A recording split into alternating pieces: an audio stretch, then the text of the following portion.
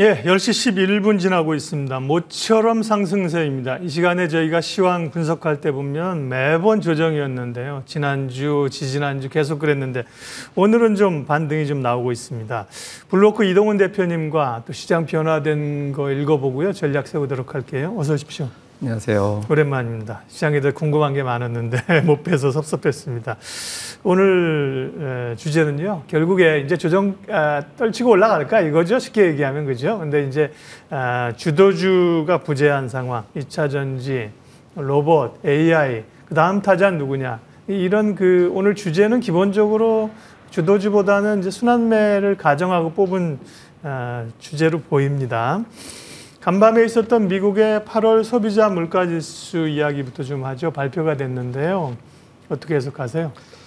뭐 헤드라인은 전달보다 조금 더 올라갔을 것 같다. 그다음에 이제 근원은 조금 내려갔을 것 같다. 이게 예상이었는데 뭐 발표되고 나서 직후에 좀 요란하긴 했습니다. 그러니까 뭐 어쨌든 예상치보다 부분적으로 0.1%포인트 높게 나오는 항목이 있다 보니까 이 유가가 확실히 좀 위력적인 영향을 주기 시작하나 보다 이런 걱정이 좀 있었거든요. 근데 이내 좀 안정이 됐습니다. 그러니까 두 가지를 주목한 것 같습니다. 이제 하나는 휘발유 가격이 상당 부분 영향을 주기 시작했다라는 거는 이제 부담이 되는 겁니다. 그러니까 휘발유 가격이 전월 대비로 따져놓고 보면 10% 넘게 올라갔거든요.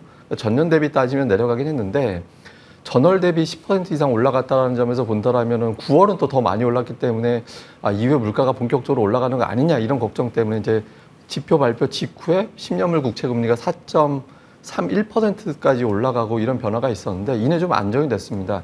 안정될 수 있었던 거는 우선 이제 데이터 때문인데 조금 전에 이제 나갔던 먼저 차트를 한번 보여주시면 이게 월별 미국의 휘발유 수요 추이입니다. 근데 보시면 휘발유 수요 추이인데 8월에 이제 7, 8, 9월, 그러니까 6, 7, 8에 상당히 강하게 올라갔다가 9월에 뚝 떨어지는 그런 현상이 나오게 되고 월별 누적된 몇 년간의 데이터군요. 예, 그러니까 왜냐하면 뭐 11, 12, 12월은 안 하는데 과거에 보면 이렇게 늘었다가 줄어든다. 네. 예, 그래서 이게 2020년 이후에 이제 데이터를 낸 건데 대략적으로 보면 8월 이제 휴가 시즌이 있고 하다 보니까 이제 휘발유 수요가 급증을 했다가 이후에는 떨어지기 때문에 지금 사우디하고 러시아하고 이슈 때문에 이제 올라가긴 했지만 휘발유 가격이 더 올라가기는 쉽지 않을 것 같다. 뭐 이런 어떤 분석이 나왔던 것 같고요.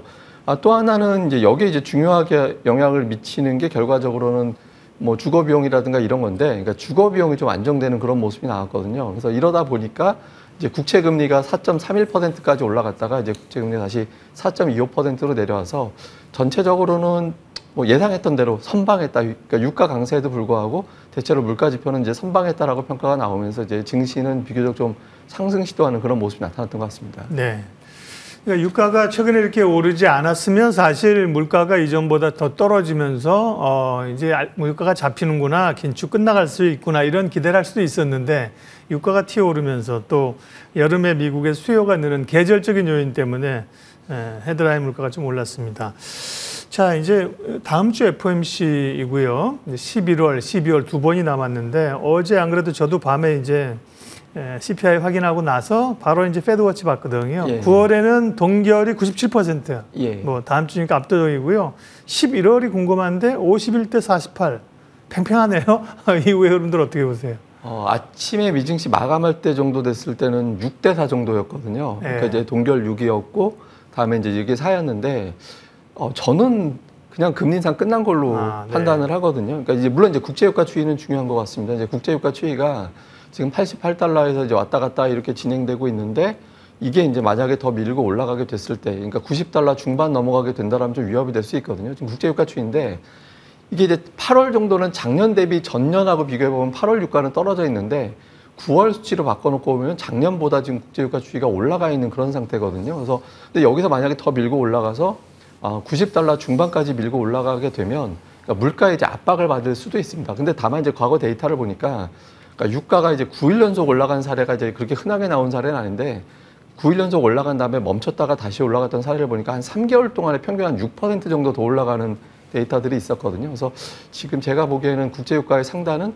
90달러 중반 아래, 그러니까 92달러에서 93달러 정도를 이제 상단으로 놓고 봐야 되기 때문에 지금 유가 상승에 따른 물가 상승 압박은 조금씩 좀 걱정이 좀 덜해질 가능성이 있다라고 보고요. 그리고 더 이제 크게 중요한 게 임금 상승률이라든가 주거 비용이라든가 이런 것들이 이제 한번 추세를 잡으면 한동안은 계속 빠지는 그런 경향이 있는데 이런 데이터들은 좀 안정이 되고 있습니다. 그래서 뭐 연준에서는 좀 발언을 신중하게 하고 뭐 점도표도 조금 위협적으로 나올 수는 있겠지만 결과적으로는 지금의 어떤 물가가 갑자기 튀어 올라가는 상황이 나오긴 쉽지 않다라고 봐서 저는 개인적으로는 이제 금리 인상은 사실상 끝난 걸로 그렇게 판단하고 있습니다. 네, 올해 금리 인상 가능성은 물론 뭐 열려 있지만 사실상 이제 더 올리기는 어려운 것으로 개인적으로 판단을 해주셨습니다. 그렇다면 이제 긴축이 적어도 금리를 내리진 않지만 올리진 않는 국면으로 간다고 하면 미국 시장은 소위 대형 기술주들이 다시 치고 나갈까요? 지금 뭐 안정된 금리를 더 이상 못 올린다고 해서 가치주들이 실적을 빵빵 내주면서 갈 수 있는 국면은 아니지 않습니까? 예. 그러면 결국 이제 기대감 모멘텀으로 이전에 뭐 AI라든지 최근에 테슬라라든지 기술주들의 시장을 좀 주도해 줄 거를 기대하는데 요즘 뭐 애플은 좀 또 중국하고 노이즈도 있고요. 빅테크 전망은 어떠십니까? 애플이 가장 문제죠. 사실은 이제 뭐 엔비디아도 5일 연속 하락했다가 이제 오늘 처음 반등 나왔는데 애플은 이제 중국하고의 어떤 노이즈 문제가 이제 계속 제기가 되고 있습니다. 뭐 공무원들 대상으로 아이폰 쓰지 못하게 한다더라 이런 이제 내용의 보도가 있었는데 사실 중국이 공식적으로는 공무원이 1,000만 명이 안 되거든요. 네. 네. 근데 이제 비공식적으로 이제 좀 따져놓고 보면 뭐 5천만까지 된다라고 얘기하지만 공식적으로는 1,000만 명이 안 됩니다. 그러니까 이것 때문에 뭐 치명적인 어떤 타격이 나온다 이게 논리적으로는 쉽지 않습니다. 모건 스탠리에서 표현한 대로 매출의 4%, 뭐 EPS의 3%가 최대치다. 뭐 저는 이제 그 의견에 동의하는 편인데 다만 이제 그 애플의 주가가 못 가는 데는 좀 패턴도 좀 생각을 해봐야 되는 게 애플이 아이폰을 공개하고 일주일 동안은 주가가 좀 마이너스를 기록하는 이제 징크스가 있거든요. 지금 이제 차트 보고 계신 게 애플의 아이폰 공개 전후에 세웠던 주가 흐름인데 전후까지는 좀 올라가다가 아이폰 공개하고 한 일주일 정도는 주가가 빠집니다. 그러다가 이제 한 달, 세 달 이렇게 시간이 넘어갈수록 다시 주가가 올라가는 그런 경향을 보이거든요. 그래서 애플은 지금 전형적인 어떤 아이폰 공개 이후에 어떤 나오는 흐름을 보이고 있다라고 보고 저는 오히려 이거보다 지금 오늘 저녁부터 이제 ARM이 상장되잖아요. 이게 어떤 기술주들에 대한 시각을 한번 바꿔줄 수 있는 계기가 될 수 있다라고 보거든요. 그래서 이게 만약에 이제 기술주에 대한 어떤 흐름을 좀 바꿔줄 수 있는 계기가 된다라면 전체적으로 이제 빅테크주들이 조금 이제 또 금리 인상이 어느 정도 걱정을 좀 덜어냈다라는 측면에서 본다라면 뭐 애플을 비롯해서 주요 빅테크주들의 어떤 반등 시도가 나올 가능성이 있습니다. 지금 당장 뭐 아마존이 52주 신고가 간 거 외에는 좀 부진한 편인데 사실 애플 빼놓고는 그렇게 또 많이 빠진 종목도 없거든요. 그래서 다시 빅테크는 뭐 좀 주목도를 받을 가능성이 높다 이렇게 보고 있습니다. 예, 이제 국내 증시 이야기로 넘어오도록 하겠습니다. 국내 증시는 2차 전지가 그동안의 주도주였는데 좀 수급이나 힘을 잃는 상황이고요. 대안은 반도체인데 반도체도 팍팍 치고 나가지는 못하고 주도주가 없는 상황에서 계속 순환매 장사가 나타나고 있고 순환매도 뭐 로봇 이런 거는 뭐 급등했다 급락하면서 변동성을 상당히 주고 있지 않습니까? 주도주가 없는 이유. 그러면 당분간 이런 테마 중소형 장세가 이어진다고 봐야 되는 것인가? 어떻게 생각하세요? 일단 이제 시장에서 강하게 연속적으로 못 올라가는 거는 이제 돈이 안 들어오고 있거든요. 그러니까 지금 보면 대략적으로 예탁금이 50조 원대 초반, 그러니까 52조 원 부근에서 이제 왔다 갔다 이제 되고 있습니다. 그러니까 증시를 끌어올리려면 이제 돈이 들어와서 이걸 갖다 푸시를 좀 해줘야 되는데 돈이 없는 장세가 되다 보니까 그 아래 딴 거 팔고 이거 사고 이거 팔고 또 저거 사고 이런 형태로 돌아다니기만 할 수밖에 없으니까 이제 좀 수명이 짧은 테마주의 어떤 수명이 짧은 그런 형태가 나오게 되고요. 그리고 이제 또 하나는 이게 단기 자금이 너무 많은 것 같습니다. 그러니까 이게 시세를 보통 한 2, 3일 정도 보고 이제 바로 빠져나가고 다른 종목으로 넘어가는 그러니까 자금의 성향 자체가 단기 자금이 좀 강해졌는데 그 이유로 생각을 해보면 그 2차 전지가 상당히 많이 빠지고 있잖아요. 그러니까 피크 대비 따져놓고 보면 반토막 가까이 이제 주가가 빠지는 경우도 나오고 있고 지금 뭐 이번 달에만 에코프로벤 같은 경우는 20% 넘게 빠졌거든요. 그러니까 2차 전지 그 강했던 종목군들이 빠지다 보니까 지금 돌아다니고 있는 종목군들도 언제 급락할지도 모른다 이런 어떤 정서들이 있는 것 같습니다. 그래서 투자자들이 안심하고 매수에 보유하기보다는 이틀 정도 시세가 나오면 바로 끊고 넘어가는 그런 패턴이 좀 반복되는 것 같고요. 그러면 이제 대안주를 생각해 봐야 되는데 코스피는 최근 들어서 업종별로 보면 9월에 플러스 났던 업종이 거의 없는데 금융업종하고 보험 정도가 플러스가 났거든요. 그러니까 아마 이제 금리하고 연결이 돼서 이제 그 강세를 보였던 것 같고 그 외에는 전체적으로 이제 부진한 그런 모습이 나왔었습니다. 그러니까 근데 저는 이제 오늘 CPI를 넘기고 나서부터는 시장의 분위기가 조금은 달라질 수 있다라고 보거든요. 그래서 기존에 좀 CPI 이후에 어떤 금리 상승에 대한 부담을 가지고 있던 투자자들이 자그시 자금을 투입할 가능성이 있어서 뭐 대형 IT주들 예를 들어서 어저께 LG전자가 상당히 강하게 움직였는데 네. 뭐 LG전자라든가 LG디스플레이, 삼성전기 이런 어떤 종목군에서부터 시작을 해서 삼성전자, SK하이닉스 이런 어떤 대형 IT주들의 어떤 흐름이 나올 가능성이 높고 코스닥은 우리가 이제 이렇게 생각을 해보면 될 것 같습니다. 그러니까 그 2차 전지에서 저는 자금이 빠져나와서 그게 이제 지금 머물러 있다라고 생각을 하거든요. 근데 에코프로하고 에코프로비엠의 시가총액의 합이 한 50조 원 정도 됩니다. 네. 근데 업종 시가총액을 생각을 해보면 제약하고 반도체가 시가총액이 대략적으로 40조 원, 50조 원 정도 되거든요. 규모 면에서 본다라면 자금이 이동했을 때 가장 수월하게 이동할 수 있는 종목들이기 때문에 반도체 또는 제약 업종 이 두 업종에 대해서는 좀 향후에 좀 주목을 해봐야 될 것 같습니다. 반도체하고 제약을 주목하신다 그러길래 이유가 뭘까? 저는 이제 내용적으로 좀 파고들려고 했더니 좋은 지적이시네. 그죠? 돈들이 이제 어디선가는 이제 2차 전지 나온 자금들이 또 어딘가 가려고 할 텐데 그게 이제 사실 지금 뭐 로봇이나 AI나 이런 쪽으로 단기적으로 갔던 거잖아요. 근데 그 정도 2차 전지의 캐파 정도의 돈들이 움직일 수 있는 그런 규모로 보면 반도체나 제약 바이오 네, 그런 수급 적으로 분석을 해주셨고요. 그러게요. 쏠림 현상이 지나친 게 이제 후유증을 낳는 거죠. 예. 이제 지나치다고 얘기하더라도 그 당시에는 뭐 투자자들이 다 귓등으로 안 들으시죠. 그죠?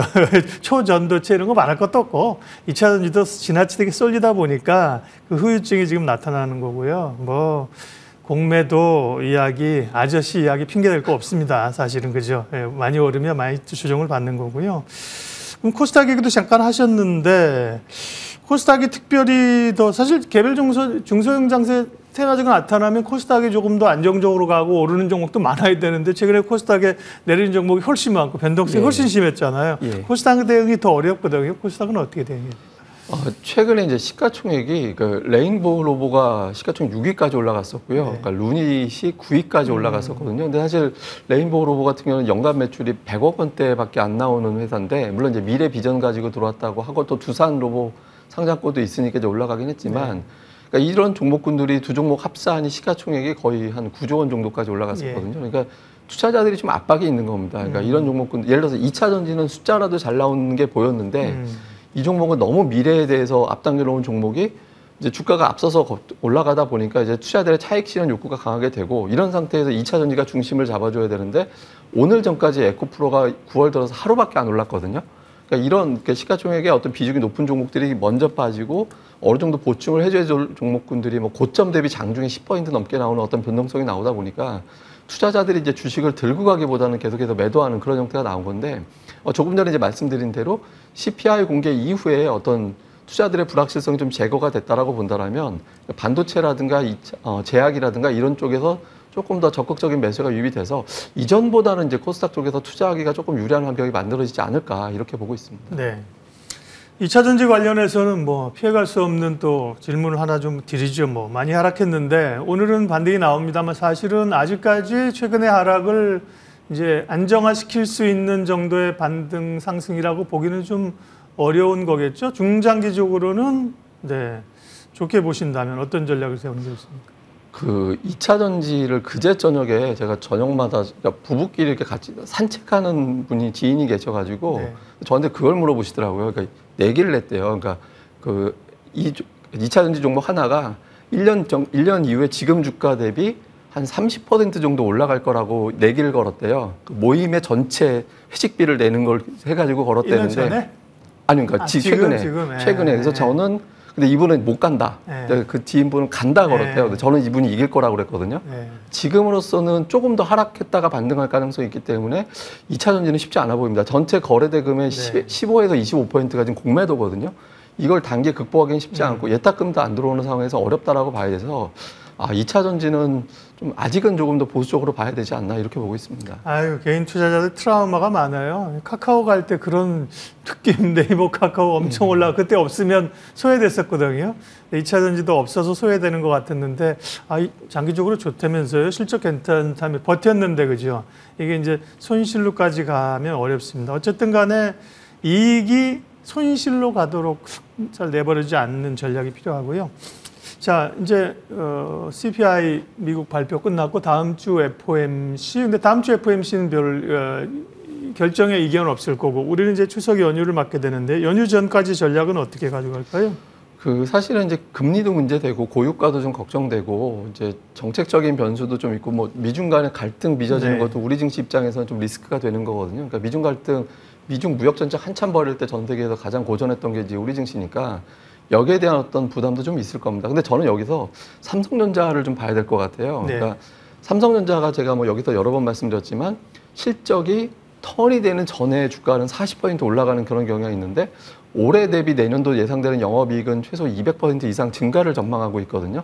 그러니까 이런 수치가 나올 확률이 상대적으로 뭐 달성될 확률이 지금으로서는 높다라고 보고 있는 거죠. 근데 올해 삼성전자가 현재까지 28% 올랐습니다. 그러면 12%에서 뭐 15% 정도 추가 상승 여력이 있다라고 본다라면 삼성전자가 지수를 지탱해 줄 가능성이 있다라고 보고 있거든요. 그래서 지금은 9월 첫 거래일 상승 이후에 아직까지 횡보하면서 지금 그 상승했던 걸 이제 훼손하지 않고 있기 때문에 삼성전자가 지지해 줄 가능성이 매우 높다라고 봐서 추석 전에 굳이 이렇게 보수적으로 전략 잡기보다는 이제 업종별 선택을 하는 게 맞고 업종별 선택은 제가 앞서 말씀드렸던 종목군들 계속 좀 살펴보면 어떨까 이렇게 보고 있습니다. 네.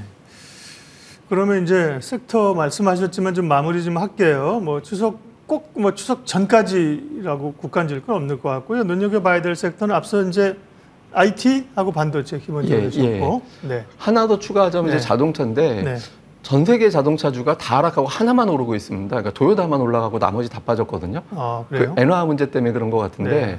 근데 지금 자동차주 같은 경우 뭐 파업이라든가 이런 것들이 어느 정도 진정이 됐고, 그다음에 이제 뭐 가격 경쟁, 전기차 가격 경쟁 이런 것들도 어느 정도 주가에 반영이 됐다라고 봐야 되거든요. 그래서 지금은 자동차라든가 차 부품주들, 뭐 제가 현대 오토에버, 뭐 SL 이런 종목 많이 말씀드렸지만 오토에버는 지금 더 이상 거래 대상이 아닌 것 같고, 뭐 SL을 비롯해서 자동차 3사들 같은 경우는 한번 주목을 해볼 필요가 있어서 반도체, 조선, 자동차, 부품주들 이런 것들은 좀 관심을 가져보시는 것도 좋을 것 같습니다. 조선은 어떻습니까? 조정을 좀 받아서인가요? 실적은 괜찮고? 예, 그러니까 실적은 괜찮아 보이는데 이제 최근에 이제 조금 조정이 나오는 모습이 있었고, 네. 중국에 대한 어떤 걱정 때문에 좀 뒤처진 측면도 있었거든요. 근데 어느 정도는 다 반영이 됐다라고 봐서 조선과 자재 종목군들, 뭐 성광밴드라든가 아니면 동성화인텍 이런 종목군들은 좀 체크해 보셔도 좋겠습니다. 예, 오늘 시황해설 블루워커 이동훈 대표님과 함께 했고 전략까지 세웠습니다. 고맙습니다.